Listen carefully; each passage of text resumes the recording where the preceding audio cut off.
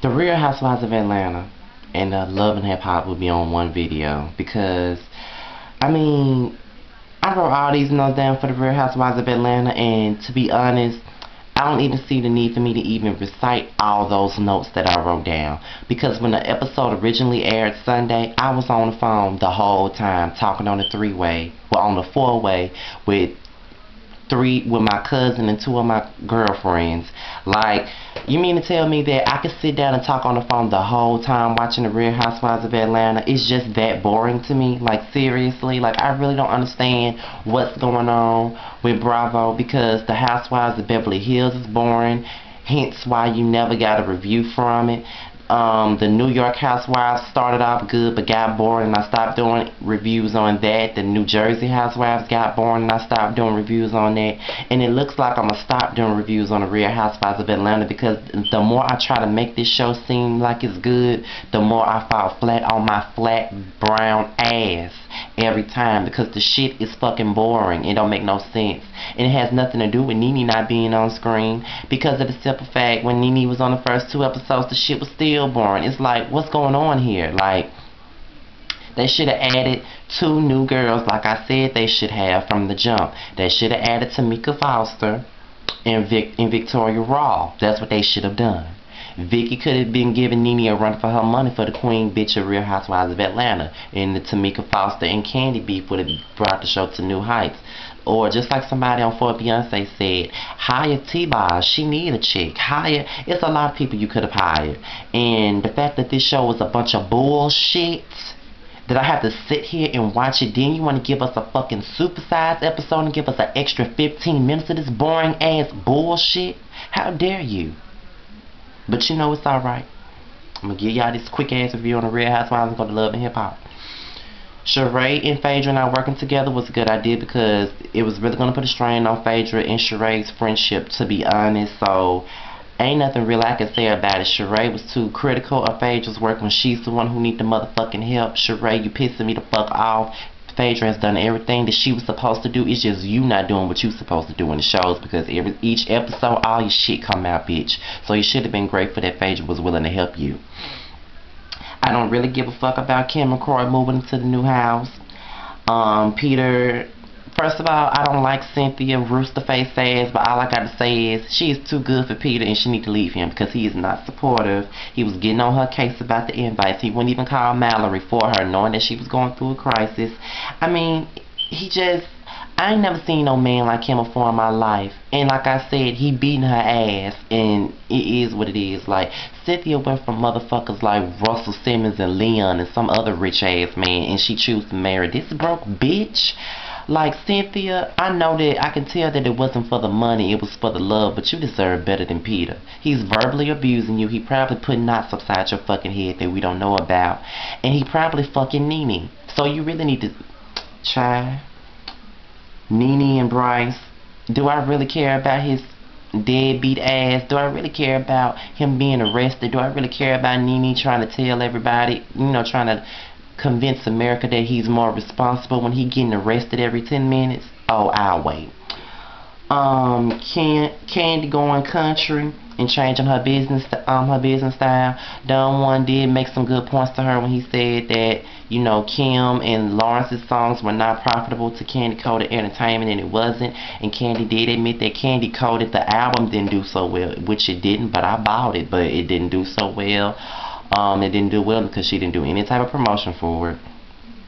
All she kept doing on every episode was singing I Just Know. She didn't do no big promotional appearances. All she did was 106 in Park.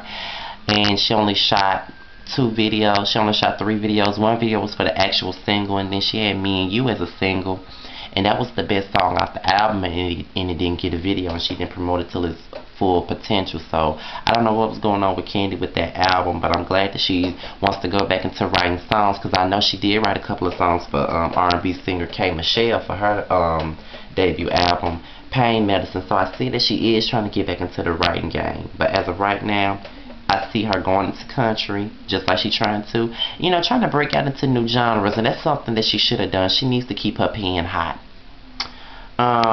Anything else after that, I really don't care. As far as the Bailey agency, she was very upset because she thought there wasn't going to be no guests, and when Cynthia came, it was guests, so kudos to her. Nene and Kim being in the same room, they really didn't speak, but you can tell that there was a lot of tension, and Candy and Marlo's conversation was crazy. I don't understand why Marlo even said something to Candy again in the first place. Like, they already had that conversation and they left it alone. But like Candy said, clearly the fact that you said I can ask you anything is not true, so I won't ask you anything. And that's just the type of person I see Marlo to be. She tell you can ask her anything, but in all reality, you can't ask her shit because she gonna get mad and she gonna try to read you like she read Candy.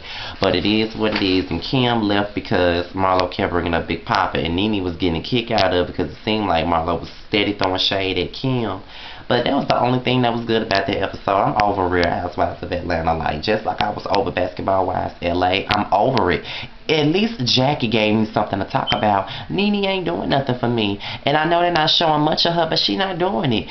I mean, Candy the only one that's keeping the shit stirred up. I mean, ain't nobody else doing nothing for me. Phaedra the only one that's funny. Candy trying to stir things up. Sheree being a bitch. Kim is boring. Nene is trying to be this grand diva-fied bitch that she is not. Then you got Cynthia always crying. Like, then you got Love and Hip Hop, a show that's shitting on Real Housewives of Atlanta. Starts off with Tia Marie trying to, encourage Emily to date. And she needs to go dating because, I'm not saying that she needs to go out and marry another man, but what she needs to do is get over Fabulous, because obviously Fabulous don't give a fuck about her. And like I said, it's a lot of people have been in that situation where they love someone even though the person don't love them back, and we can't really judge Emily for that, but she does have to take her own steps in trying to move on. Even though you still got feelings for someone, that doesn't mean that you can't take some steps and try to get on with your life. There's something that she needs to do. And Tia Marie tells her the truth all the time. That's something that she needs to do. And when she finally did go on a double date, she seemed to like the guy, but she didn't want to like the guy because of her feelings for Fabulous. And I mean, I can be sympathetic to that. I mean, you still in love with this man, even though he ain't treating you worth a damn, you still in love with him, and then you go out on this date and you see this guy that you really do like, and all you can think about is Fabulous. I mean, as stupid as it may sound, I understand it. Then Kim Bella has the conversation with Yandy and Olivia, and she really wants an apology from Chrissy. And I honestly think that Kim Bella just needs to give it up because Pissy ain't gonna apologize to nobody, but she feels that everybody owes her old man looking ass a fucking apology with that glowing ass mole on her damn nose. She got a booger in her nose. Chrissy, get that booger from under your nose. Like, seriously. Like, whatever. I just think that she just needs to give it up. Jim Jones consulting Yandy for the video shoot. Like, he was asking her a little bit too much in the course of 2 days. He was asking her for the impossible. And you mean to tell me that Chrissy thinks that she's not doing a good job when Jim Jones asked all this out of Mandy? And you mean to tell me that you don't think that, he's doing his job? Child, please. Pissy, shut the fuck up. Then you got Olivia and Rich talking about Olivia's career. Like I said, this show has really tarnished Olivia's image as a person because I have been rooting for her since 2005 when she got with G-Unit, because I was here for her in 01 when she first came out. But I saw a silver lining for her because I heard all the other music that she's done and it was nice. But like I said, she has to listen to these record execs and she has to change her music. She has to tell a story. She has to be more relatable because she isn't. One minute she give us songs like, "You said you love me in December." Then you give us a song talking about he gotta chase the cherry pop. What the fuck, Olivia? Like, seriously. Like, you got to give more substance to your music. If you're gonna be an R&B artist, we want more substance. Like, really. So, it's still, I am kind of still sympathetic towards her because she has been in this game for over 10 years now and nothing has been able to pop, and she's trying her hardest to be in the game.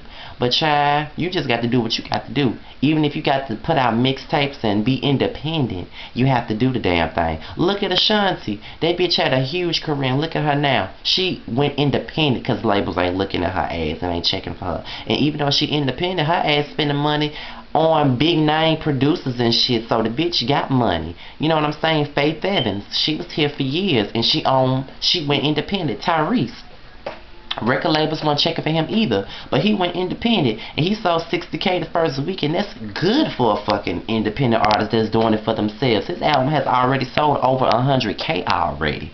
You know what I'm saying? So it is what it is. It's there perks for going independent. So Olivia, that look like that's the route you have to take.